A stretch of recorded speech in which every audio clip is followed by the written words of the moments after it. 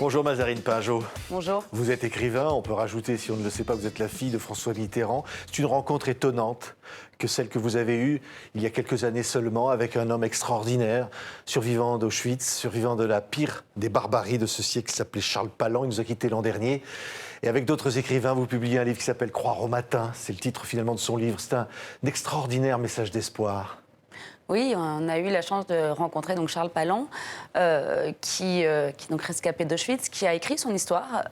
Et là, le projet de Pialetto était de faire rencontrer ce rescapé d'Auschwitz à des écrivains et qui s'empareraient d'une des parties ou dans des angles de sa personnalité, en fonction des intérêts propres aux écrivains, le mien étant celui de la transmission. Et c'est vrai qu'il y a quelque chose dans ce projet que je trouve assez beau, qui est comment faire pour que la mémoire se perpétue alors qu'on sait que les survivants sont en train de disparaître les uns après les autres. Cas, je disais, il est mort l'année dernière. Hein. Absolument, absolument. Lui, comme d'autres, nécessairement, le temps passe, les derniers survivants sont amenés à disparaître. Et comment on va faire pour que la mémoire continue à être vivace?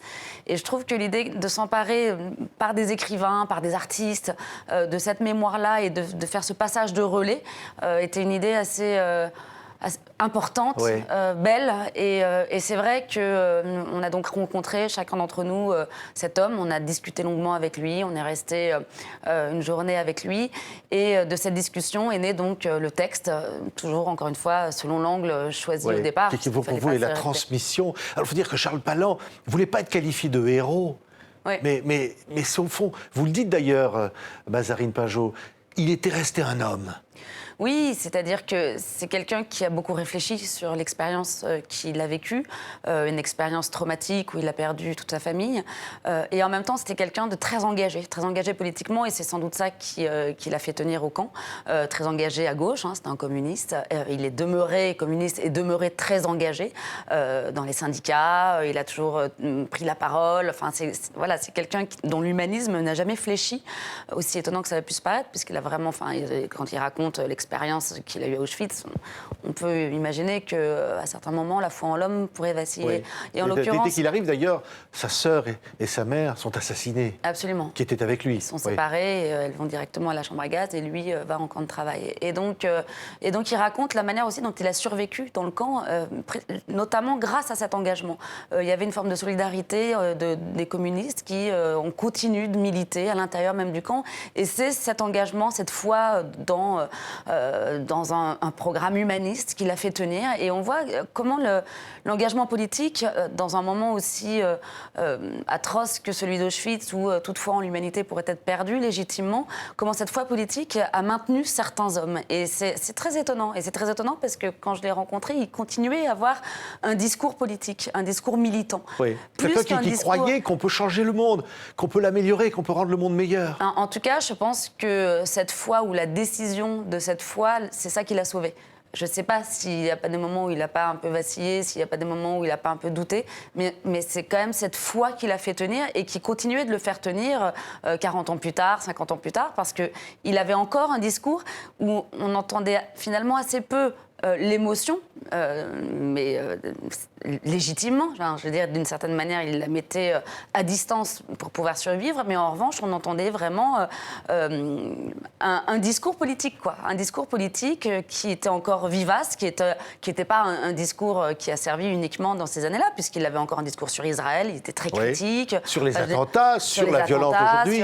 Absolument. Et donc, c'est quelqu'un qui a voué sa vie à la politique, à l'engagement politique, et on ne sait pas si c'est l'engagement politique qui l'a sauvé et qui fait qu'il lui a voué sa vie, ou inversement, si c'est il a voué sa vie et malgré Auschwitz, il a continué d'y croire. Parce que vous dites qu'il avait laissé une part de lui-même à Auschwitz, vous dites dans ces odeurs de four, une part de lui-même qui avait été abandonnée là-bas. Oui, mais cette part-là, justement, on ne la rencontre pas. On ne la rencontre pas précisément parce que cette grille de lecture politique a fait qu'il a pu, d'une certaine manière, la mettre de côté. Enfin, en tout cas, la mettre de côté pour ceux qui le rencontrent. Sans doute qu'en lui-même, je lui avais demandé d'ailleurs à quel moment ça revient à quel moment on ne peut pas faire front contre le souvenir, contre la douleur. À quel moment, justement, l'engagement, la croyance, l'utopie ne sont pas assez résistants par rapport au souvenir. Et c'est la nuit, c'est les rêves, c'est les cauchemars. Et à ce moment-là, effectivement, l'idéologie ne sert plus à rien. Oui, je vais citer des mots que vous employez dans ce livre, Mazarine Pinjot. Fin d'un monde, fin d'une culture, fin d'une langue. Enfant gazé, fin de lignée, fin de nom, séparation, fin, froid, humiliation, ciel bas, moins 20 degrés, corps maigre, os brûlé, odeur de la chair brûlée, fumée, disparition des oiseaux. C'est ça, Auschwitz.